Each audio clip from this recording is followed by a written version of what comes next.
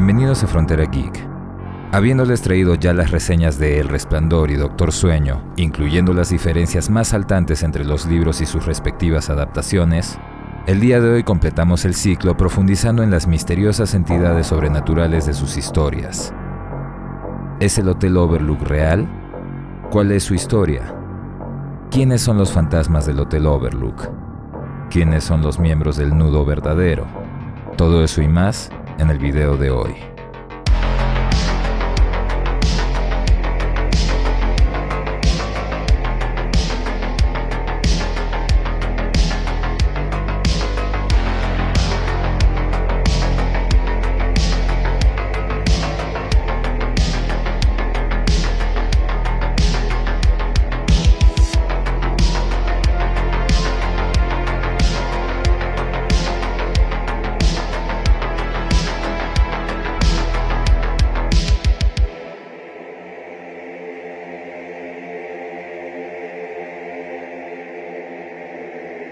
Antes de comenzar, enviamos un agradecimiento especial a nuestros Patreons y a los miembros del canal por su apoyo y fe en el proyecto de Frontera Geek. Muchas gracias, amigos.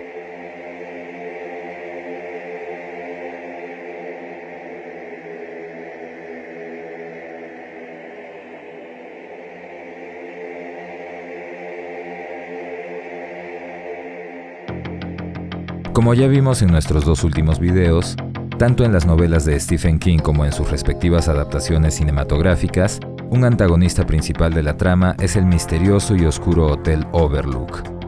Un lugar cargado de tanta energía negativa que, más allá de ser un simple edificio con una maldición, se convirtió en una hambrienta entidad devoradora de almas, la misma cuyos apetitos fueron desatados tras la llegada de Danny Torrance y su poderosa habilidad psíquica, su resplandor. Si bien en la película se hace referencia a parte de la historia del hotel, el tema se toca muy superficialmente. En la novela, en cambio, se profundiza mucho más, brindando un contexto amplio y detallado, no solo de la historia del hotel, sino también de los misteriosos fantasmas que en su interior habitaban. En la película, durante el recorrido por los exteriores, el administrador les narra los orígenes del hotel, construido entre 1907 y 1909 sobre un cementerio indio, por lo que fue necesario lidiar con los ataques de las tribus que buscaban recuperar el terreno. Aquella pesada carga de violencia y muerte convirtió al Overlook en una entidad hambrienta, capaz de corromper las mentes de aquellos que residieran en su interior y llevarlos a nuevos episodios sangrientos que continuaran alimentando su apetito de almas y sangre, razón por la que fue escenario de muchos misteriosos y perturbadores eventos. Habiendo sido construido durante el gobierno de Theodore Roosevelt, el lujoso hotel de 110 habitaciones no solo albergó a dicho expresidente, sino también a Wilson, Nixon y otros ex gobernantes, aunados a familias de clase alta como la del mismísimo Rockefeller. El hotel, sin embargo, requiriendo gran cantidad de recursos para su mantenimiento, sería vendido por su constructor y dueño original, un hombre de apellido Watson, en 1915. Momento desde el que pasaría por varias ventas y dueños hasta que a finales de la Segunda Guerra Mundial, es decir, entre 1945 y 1946, el hotel sería adquirido por un millonario llamado Horace Derwent, quien con una inversión de al menos $1 millón renovó y modernizó el hotel para ponerlo nuevamente en el mercado. El hombre, sin embargo, no pudo sostener el proyecto, por lo que tras la pérdida de otros 3 millones vendió la propiedad nuevamente. El hotel pasó por otras ventas en las que sus ex dueños terminaron en terribles estados financieros o con denuncias fiscales. Sería en 1970 cuando el hotel llegaría a una nueva administración que, tras varios años de trabajo, lograría que el hotel sea rentable, dejando los números rojos justo un año antes de que Jack Torrance fuera contratado para cuidarlo durante el invierno. Sin embargo, más allá de los altibajos financieros del hotel y sus diferentes administraciones, su historia también tuvo numerosos episodios de violencia y muerte. En 1961, tras ser alquilado para funcionar como escuela para escritores, el hotel sería escenario de tragedia cuando uno de los estudiantes se embriagara e inexplicablemente se suicidara lanzándose desde una ventana del tercer piso. En 1964, el hotel se había convertido en centro de reuniones o club de varios jefes de la mafia, lo que llevó a que en 1966 uno de ellos y dos de sus guardaespaldas fueran asesinados enfrente de la suite presidencial. Los nombres de los matones eran Victor Burman y Roger McCasey, y su empleador, apodado como The Chopper, es decir, el descuartizador, era llamado Vittorio Gianelli. Si bien los fantasmas de estos hombres no aparecieron en El Resplandor, el director de Doctor Sueño, Mike Flanagan, sí los incluyó como parte de la horda de espectros que masacran a Rose. Podemos verlos señalados en estas imágenes. Asimismo, en aquella horda de fantasmas también podemos identificar a James Parris, el primer dueño del hotel, personaje proveniente de un prólogo eliminado de la novela de El Resplandor. Un senador estadounidense que, según se dice, fue víctima de un ataque cardíaco letal, siendo encontrado ya muerto en el hotel, vistiendo ropa interior de mujer. Pero aquel senador aparentemente no sería el único con perturbadores fetiches, puesto que también existe el fantasma de Horace Derwent. Como ya dijimos, Derwent fue dueño del hotel desde finales de la Segunda Guerra Mundial. Fue él quien lo modernizó y lo puso nuevamente en el mercado. Y aunque tuvo que venderlo por problemas financieros, muchos años después volvería a invertir en él retomando su control, con el cual lo convirtió en un club para reuniones de sus amistades, entre las que también había jefes del crimen organizado, las mafias que ya referimos antes. Tal como Lloyd, Derwent fallecería en circunstancias desconocidas, por lo que su alma también sería asimilada por el hotel. Aunque no ha sido confirmado, se teoriza que debido a sus dos diferentes periodos en el Overlook, su fantasma aparecería con dos diferentes aspectos. El Derwent viejo, vestido de gala, sosteniendo una copa y con un hilo de sangre que recorría su frente y rostro, posible estado de su cuerpo al momento de morir. Y su versión joven, la cual aparecería frente a los ojos de Wendy Torrance cuando el hotel ya había desatado al insano Jack Torrance. En esa visión, el joven Derwent estaría formando parte de un acto sexual con un hombre disfrazado. En la novela se describe un disfraz de perro, pero en la película parece ser un oso de peluche. La perturbadora imagen obedece al primer periodo de Horace Derwent en el hotel, cuando en 1945 organizara una fiesta de disfraces, siendo uno de los invitados un hombre llamado Louis Toner, más conocido como Roger, the Dogman, el hombre perro, quien, según el prólogo incluido en una reedición de aniversario del libro, habría muerto ahogado en su bañera tras haber ingerido varias píldoras para dormir. Aunque en el libro se establece que ese personaje tenía sentimientos hacia Derwent, el cambio de disfraz hecho por Kubrick se prestó a desarrollar una teoría aún más perturbadora, un supuesto abuso infantil a Danny Torrance. Teoría que se sustentaría por el hecho de que en la película el niño aparece constantemente rodeado de osos, como la escena en la que la doctora lo revisaba. Un cuadro con dos osos sobre su cama en el hotel. Detalles que establecerían una simbología o identificación entre los osos y el niño. Sumado a esto, en la escena en la que los Torrance llegan al hotel, Jack se encontraba leyendo una revista Playgirl con un artículo que hablaba del incesto. Según esa teoría, el ataque que Danny sufrió en la habitación 237 habría sido a manos de su padre y no de un fantasma, siendo ese último solo una representación mental de la aberrante situación que el niño habría estado padeciendo. Si bien la historia se fundamenta en que el hotel tiene fantasmas y con eso dicha teoría sería desestimada, es innegable que Stanley Kubrick, siendo tan obsesivamente perfeccionista, no dejaba detalles al azar.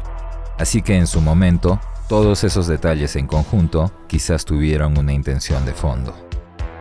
Lloyd, el bartender, un hombre que en algún momento trabajó en el hotel y que falleció bajo circunstancias desconocidas, siendo su alma asimilada por el Overlook y posteriormente usada para quebrar la voluntad de Jack Torrance induciéndolo al alcohol nuevamente. Lloyd no aparece en el grupo de fantasmas que atacan a Rose, puesto que él nunca fue encerrado en las cajas mentales de Danny Torrance. En 1970, la última administración del hotel contrataría a Delbert Grady, quien, como ya sabemos, tendría la tarea de cuidar el hotel durante el invierno, para lo cual se mudó a este junto a su esposa y sus dos hijas gemelas. Durante su estancia, la familia Grady comenzaría a ser presa de la influencia maligna del hotel, por lo que Delbert Grady caería en la insanía y asesinaría a sus hijas con un hacha cuando éstas, aparentemente conscientes de la maldad que los rodeaba, intentaran incendiar el hotel. La esposa de Grady sería asesinada de un disparo cuando intentara evitar la muerte de sus hijas, y tras su aberrante acto, quizás consciente de lo que había hecho, Grady también se quitó la vida con su escopeta. Dicho sea de paso, la imagen de las inconfundibles gemelas nació a partir de la foto real de las hijas de Diane Arbus, una amiga de Stanley Kubrick. Evidentemente, el fantasma que convence a Jack Torrance de asesinar a su familia es Delbert Grady. Las dos niñas que se aparecían continuamente frente a Danny Torrance son sus hijas. Y aunque la mujer de Grady no aparece en El Resplandor, sí lo hace en Doctor Sueño, siendo parte del grupo que ataca y asesina a Rose, la chistera. En 1973, una mujer de unos 60 años llamada Lorraine Macy se hospedó en el hotel junto a un joven varias décadas más joven que ella en la habitación 237. Según lo narrado, ambos pasaron aproximadamente 10 días en el hotel, tras lo cual el muchacho, quien evidenció su falta de interés por la señora Macy cuando coqueteaba con otras mujeres, simplemente se fue y la dejó en el lugar. Aquel día fue el último en que la señora Macy fue vista con vida, puesto que una semana después sería encontrada desnuda y muerta en su bañera, víctima de una sobredosis de somníferos con alcohol. Evidentemente, el fantasma de Macy es el que acecha y ataca a Danny Torrance en su niñez, quien seduce a Jack Torrance y quien continúa su persecución tras Abra en el futuro. Y respecto a la historia de Abra, dejando atrás a los fantasmas ya explicados, el otro gran misterio de la historia son sus perseguidores, The True Knot, el vampírico grupo conocido como el Nudo Verdadero. Somos los escogidos, somos los afortunados, somos el nudo verdadero y perduramos. Que lo que haya sido atado nunca se ha desatado. Frase con la que este misterioso grupo de longevos seres se identifica y usa en los rituales en los que convierte a nuevos miembros.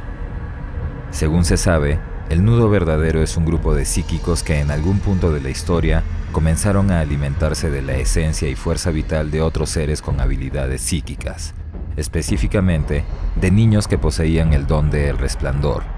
Esto, debido a que, según ellos mismos, al crecer, el resplandor se tiñe o se contamina, siendo necesario atacarlos en su infancia para extraerlo en su máxima pureza, acto que requiere someterlos a horrendas torturas puesto que el dolor y el miedo purifican el vapor, término con el que el resplandor extraído es denominado. Por medio de esto, los miembros del nudo potencian su fuerza física y obtienen una vida extremadamente longeva, la misma que como grupo les permite hacerse de muchas riquezas e influencias que les facilitan llevar a cabo sus oscuras actividades. Sin embargo, pese a aquellos beneficios, los miembros del nudo no son inmortales, puesto que aunque de manera extremadamente lenta, aún envejecen.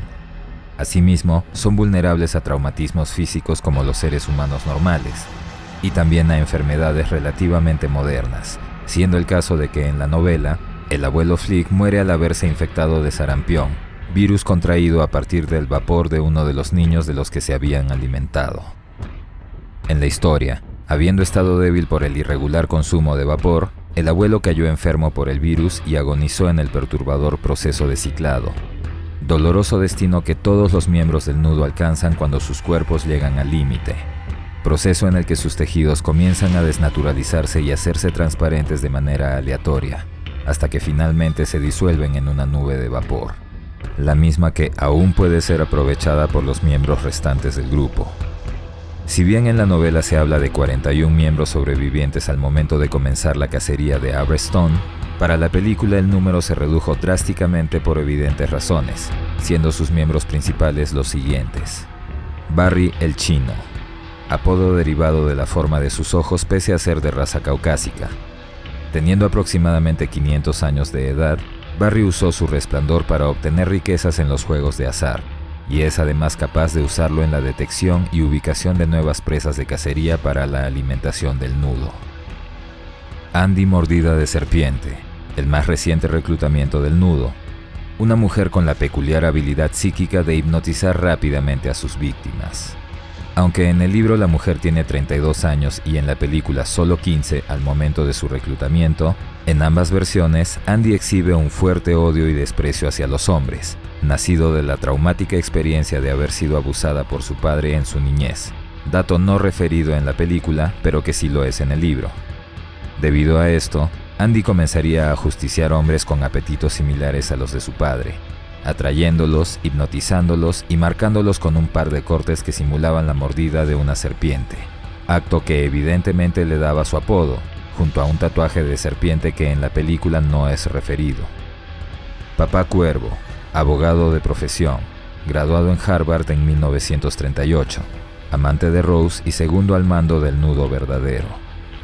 Si bien en la novela y la película existen algunas diferencias en sus características, en ambos casos Cuervo se presenta como un ingenioso y astuto teniente, y sería tanto en el escrito como en el film que su muerte desataría la ira de Rose. El abuelo Flick, el miembro más viejo del nudo, un hombre que según las palabras de Rose al momento de su muerte, habría visto a la humanidad en muchas diferentes eras, el nacimiento y la caída de imperios, los combates a muerte en el Coliseo romano, el descubrimiento de nuevas tierras. Un hombre tan longevo que incluso fue objeto de mitos y leyendas que estrujaron el corazón de los hombres con el miedo que le tenían al misterioso y aparentemente inmortal Jonas Flick. En la novela además se refiere que el abuelo vivió durante el reinado de Enrique VII, en el siglo XV y XVI, incluso a una época mucho más antigua, cuando los pueblos de Europa aún adoraban a los árboles. Vivió las épocas de innumerables conflictos como la Guerra Civil Española, la Primera y Segunda Guerra Mundial, la Guerra de Vietnam, etc. Conflictos de los que, en su respectiva época, se hizo pasar como veterano de combate. Finalmente, la líder del nudo, Rose la Chistera, la más poderosa psíquica del grupo. Irlandesa de nacimiento, Rose O'Hara en algún momento fue referida con su gentilicio, hasta que con el avanzar de los años terminara siendo apodada Rose the Hat, en español, la Chistera, en referencia al sombrero de mago que se hizo parte de su indumentaria habitual. La mujer de aproximadamente 700 años de edad se hizo líder al poseer el resplandor más poderoso del grupo, siendo capaz de usarlo para proyección astral, comunicarse telepáticamente, espiar en la mente de otras personas y también detectar presencias psíquicas, habilidad con la que es capaz de encontrar nuevas presas con resplandor. Un detalle que fue obviado en la película pero que sí es resaltado en el libro es que, aunque Rose se describe como una hermosa mujer, al momento de aparecer frente a alguien que posee el resplandor, su imagen se transformaba, mostrándola como un monstruo con un solo diente deformado. Ya explicados los fantasmas y el nudo verdadero, más allá del relato fantasioso, algo que también es interesante es que pese a ser ficticio, la idea del Overlook surgió de una experiencia de la vida real, la visita de Stephen King y su familia al lujoso Hotel Stanley en Colorado. Se dice que tras el éxito de Carrie y Salem Slot, sus dos primeras novelas, Stephen buscaba un entorno distinto que le permitiera inspirarse y plasmar su tercera novela en un lugar diferente al habitual y recurrente estado de Maine. Y es así que aleatoriamente eligió el estado de Colorado, en el cual llegó al lujoso Hotel Stanley. Tal como el ficticio Hotel Overlook de Stephen King, el Hotel Stanley fue inaugurado en 1909, con la intención de proveer a la clase alta de la sociedad estadounidense de un cómodo lugar en el que puedan vacacionar en un entorno natural y aislado del habitual bullicio citadino. Por esa razón, el lujoso hotel en algún momento albergó a conocidas personalidades como el expresidente Roosevelt, el músico Bob Dylan, el emperador japonés Hirohito, entre varios más. Sin embargo, el proyecto del hotel no era sostenible debido a las limitaciones climáticas, puesto que funcionando solo en verano, su simple mantenimiento generaba gastos más elevados que sus ingresos. Y además de eso, su demanda también sufrió altibajos debido a los rumores que lo referían como un supuesto lugar maldito. Según se dice, unos pocos años después de su inauguración, una de las camareras del hotel se electrocutó accidentalmente, y aunque el incidente no terminó en tragedia, posteriormente comenzó a registrarse supuesta actividad paranormal en su interior, sobre todo en la habitación número 217. Año tras año, más y más rumores sobre supuestos eventos paranormales continuaron reduciendo la demanda de los huéspedes, razón por la que fue vendido varias veces y pasó por diferentes dueños a lo largo de muchas décadas, estando incluso al borde de la quiebra, hasta que finalmente fue visitado por quien, sin saberlo, le devolvería la vida y la demanda rápidamente: Stephen King. Estando junto a su familia, Stephen se hospedó en el Hotel Stanley un día antes de la festividad de Halloween, justo en la habitación 217 y a final de temporada, por lo que ellos eran los únicos huéspedes en el enorme hotel. ¿Ya están notando las similitudes con su libro? Recordemos que en la novela, la habitación más misteriosa del hotel es la número 217. Para la película, Kubrick cambió el número por el 237. Según el mismo escritor, aquella noche tuvo una pesadilla en la que vio a su hijo desesperado huyendo por los pasillos del hotel, siendo perseguido por una manguera de incendio.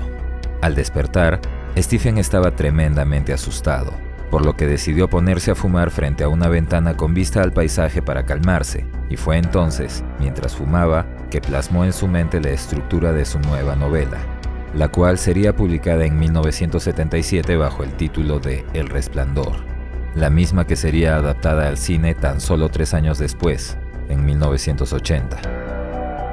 Tanto por la novela como por la película, el Hotel Stanley en el que el escritor basó su mítico Hotel Overlook se ubicó entre los temas de interés, por lo que rápidamente recuperó la afluencia de huéspedes que tenían interés en sus supuestos fantasmas y se sobrepuso al deplorable estado financiero en el que se encontraba. Habiéndose percatado de que la reputación sobrenatural del hotel atraía más público que cualquier otra estrategia previamente usada, la dirección decidió usarla como carta de presentación, refiriéndolo como uno de los lugares con más actividad paranormal del mundo. Debido a esto, el Stanley ha sido foco de atracción de curiosos y estudiosos, incluso de conocidos programas como Ghost Hunters, quienes, habiendo probado que algunos de los eventos paranormales tienen explicaciones simples, también se encontraron con algunos que no las tenían, incluyendo la supuesta levitación de una mesa que, coincidentemente, no fue captada por sus cámaras.